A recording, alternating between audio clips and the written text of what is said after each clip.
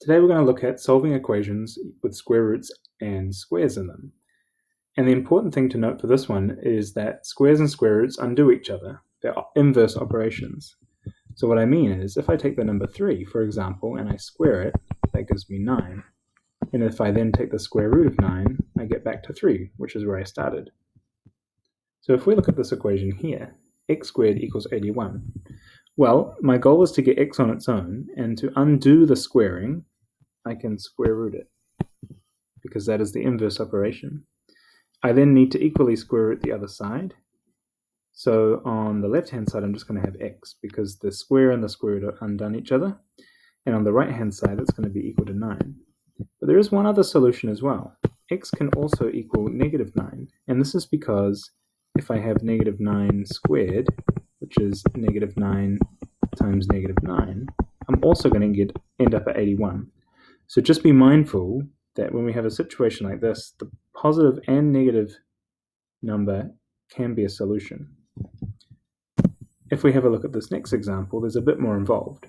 Before I do any square rooting and get rid of that square, I need to move around the other things. So for example, I want to get rid of this minus 4 first. So I can add 4 to both sides and get x squared is equal to 64. Now to get rid of the square, I can take the square root on both sides. And so x is going to equal 8. But remember, x could also equal negative 8, because negative 8 times negative 8 is 64. We can also get rid of square roots by squaring. So if I square this whole side, then the square root and the square undo each other, but I then have to square this number as well.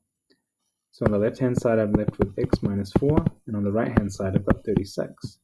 And now I can just solve it like I have solved linear equations before.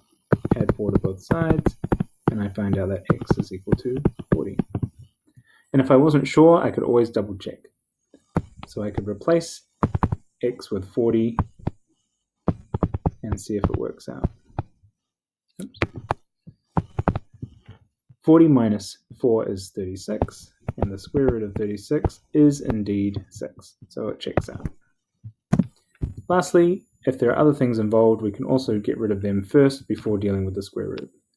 So I want to get rid of this dividing by 3 first, so I can multiply both sides by 3, and I get the square root of x plus 5 is equal to 9, and then I can square both sides, and I'm going to get x plus 5 is equal to 81, and so my final answer will be that x is equal to 76.